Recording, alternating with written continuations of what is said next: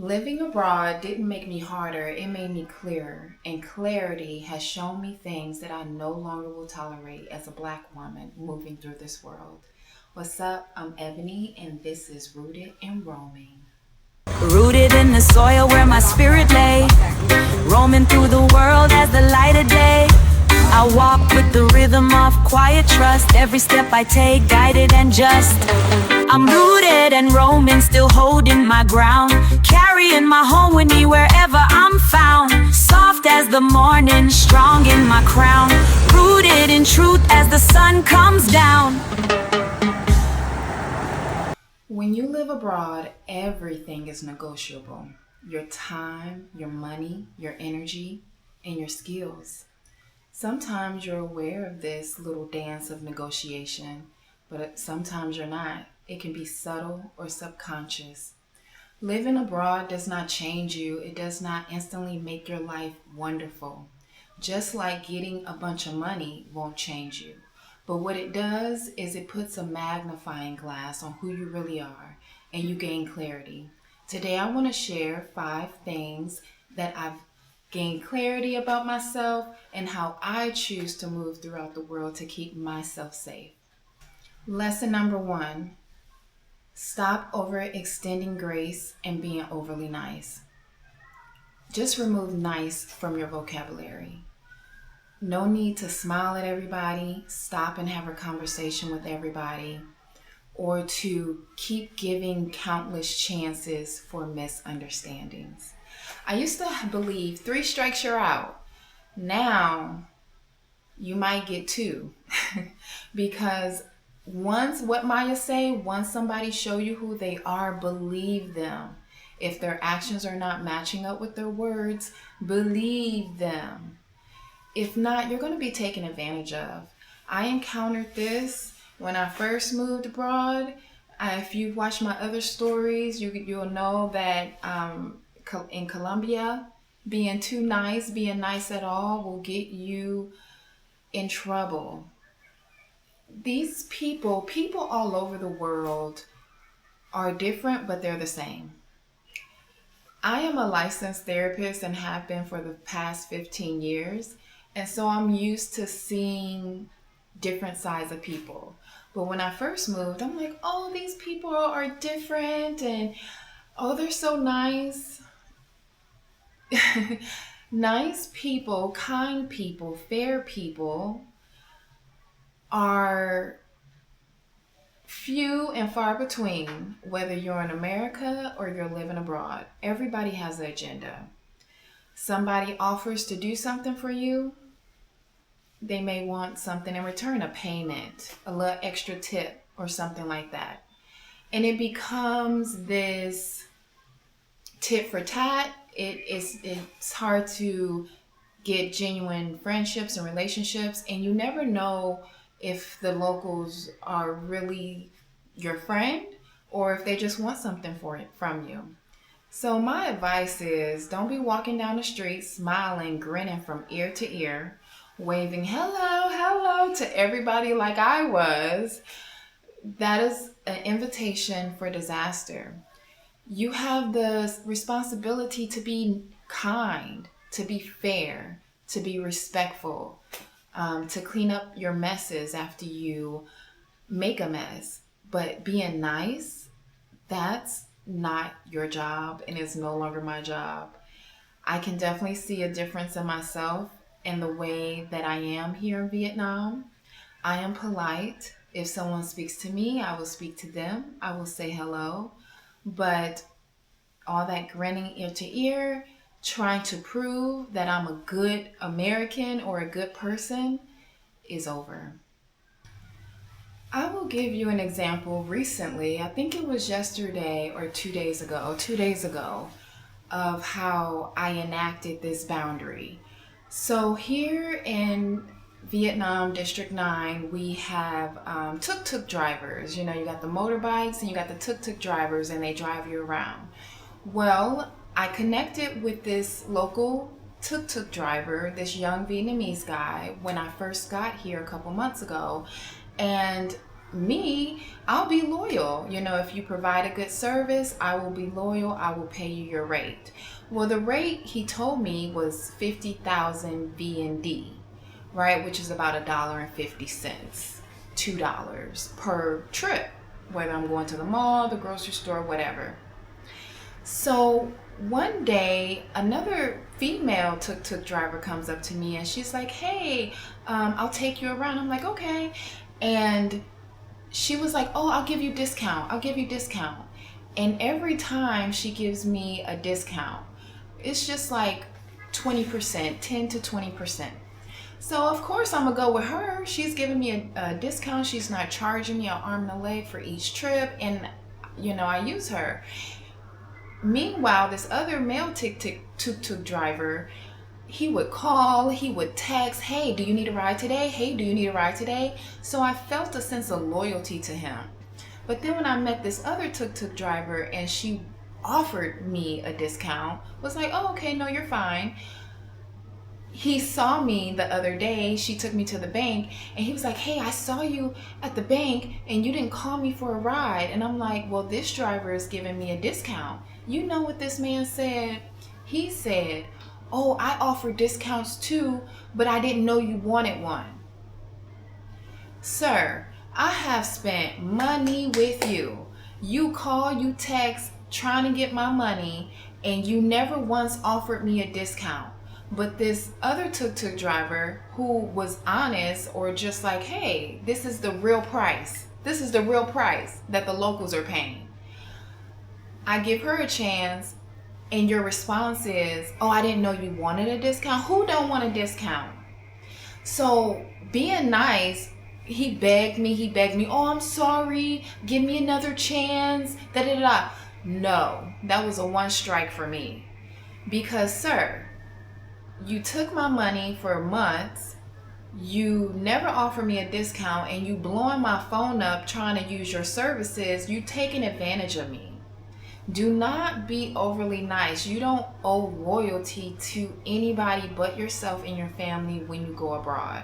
These people will take advantage of you because that's human psychology. People will get away with what you allow them. So that is what I mean when I say stop overextending grace. He knew what he was doing. He tried to convince me that he didn't know that I wanted a discount. And although he offers it to everybody else, no, he saw a foreigner and he was like, oh, got me one.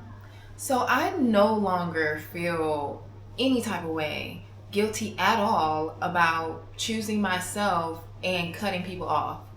Okay? You should too. Let's move on. Number 2, I no longer let people monopolize my time and my energy. When you move, whether you're moving from Texas to Tennessee or California to Thailand, that is emotionally, physically draining. You need all of your energy to acclimate to what just happened, where you are now. And abroad, you would meet a lot of people who want what you have. Meaning that could be your English language, that could be a certain skill that you have, right? And don't get me wrong, I'm all for community, I'm all for reciprocity. But that goes back to my number 1 point, is you can't be too nice or you will be taken advantage of. And I'll give you a quick story. So I have this housekeeper, he comes once a week, but at first he was bringing his little daughter. She's a little girl, 5 years old, possibly. But in that time that he would come to do housekeeping, the little girl is taking up my son's time. He's telling her, hey, they speak English, learn some words from them. Sir, that's not what I want to do on my Sunday morning. That's not fair. And I'm paying you to come do a service, not to do an English lesson. And I have to even stick up for my son. This is my son's home. Let him be. Maybe he didn't want to play. That's not what we're here for today. We're here to get our house clean and to have a relaxing day. But you have to be firm with your expectations, even with your house help, even with the people who are here to serve you. You will get taken advantage of if you don't. Number 3, I no longer repeat myself. I said what I said. If I set a boundary, if I say no, then that's what it is. In my last video, I talked about how this is the first country, no, I wouldn't say the first, but in Vietnam, they act like they ain't never seen black people before. They will touch you, they will touch your hair, they will take pictures of you and film you without your consent. And I had some people in the comments like, oh, that's trivial. Why are you worried about that? That's their culture. It means that they like you. No. Even in America, if I see a Muslim, I'm not going to offer them pork.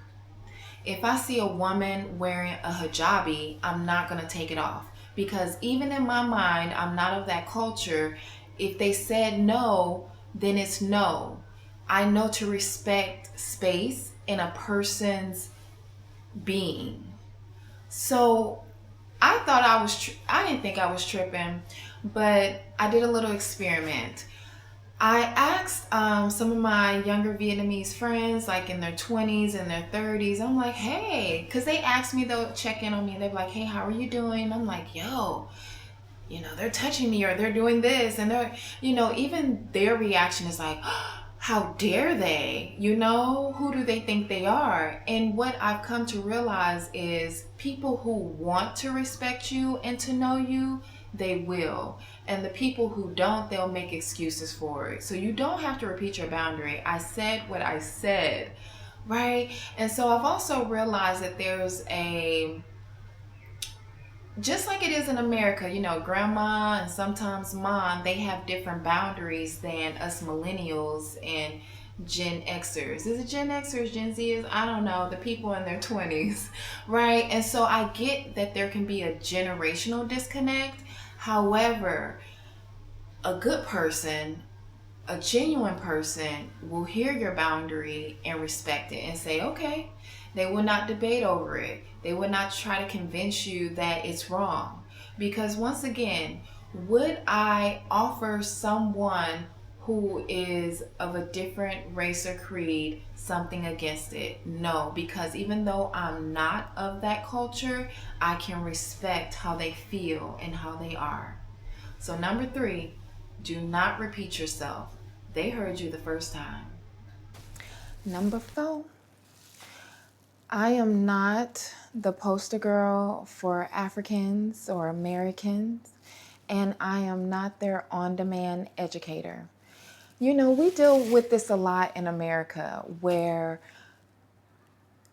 we do have people of different races who will come up to us and ask us different questions about who we are and where we come from. That's fine because you get to choose when you teach and when you don't feel like it.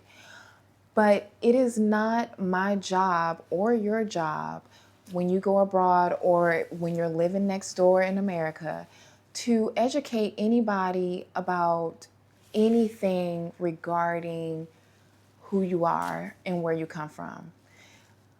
If you choose to, that's fine, but you don't want to start trying to perform or trying to convince people of who you are. There's just a certain, like we're in 2026. We got Google, we got the TV, but at least can you wait until I know you a little better before you start asking all these questions? Because again, I may not have the mental capacity. And so you have to be okay with being short with your answers or just saying, hey, maybe you can go here to learn more about it. Or maybe you can look that up, read more about it, or, something like that. But if you don't, I'll be walking down the street and they be staring. And I'll be like, hi. And then boom, here go a mouthload of questions. Oh my God, why is your hair like that? How did it get like that? Oh my God, look at your skin. Is your back up off me?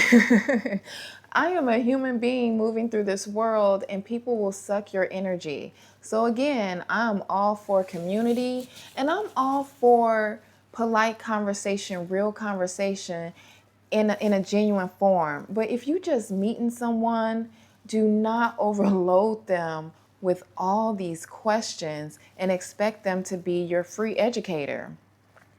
Because if you don't know in 2026, it tells me you don't want to know. And best believe they got all the technology plus more that we have in America. So they have access to it. Think about it. Number 5. So I no longer keep my mouth shut or stay silent to keep the peace. Of course, pick your battles, but if you feel like something is unjust or you're being taken advantage of or somebody's impeding on your space, say something. You don't have to fight them, but say something. You will feel so much better. The body keeps the score, and when you keep all that in, number one, you've moved abroad, you're in a new environment, you already feel out of place because you will never be one of them, and now you're closing your throat chakra, now you're keeping a little frog in your throat, you're going to stress yourself out and just feel as bad or even worse than you did in America. And I think that's why some people don't do well abroad, because we can lose our voice and have fear of, what if I say something? Say something. This is a reciprocity. I give, you give. I take, you take, right? But if you feel like someone's taking from you, say something. Again, people will only do what you allow. They may label you as, oh, angry black woman, right? Or independent woman. So what? Call me what you want, but you ain't gonna call me no fool. Okay, that's what you ain't gonna call me. You ain't gonna call me no sucker. So if something's upsetting me, I say it in a polite manner. For example, like my rent.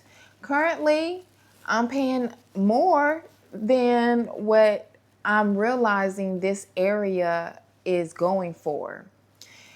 And instead of just being humble and just taking what I can get, I messaged my landlord and was like, hey, I'm looking at all these prices and you charging me almost double rent than what this property is really worth and really going for.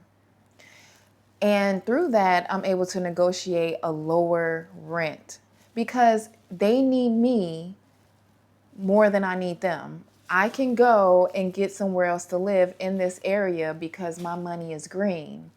But they need me to occupy this space and to rent it out. Do not be afraid to use your voice in a respectful way, of course, but don't keep it in.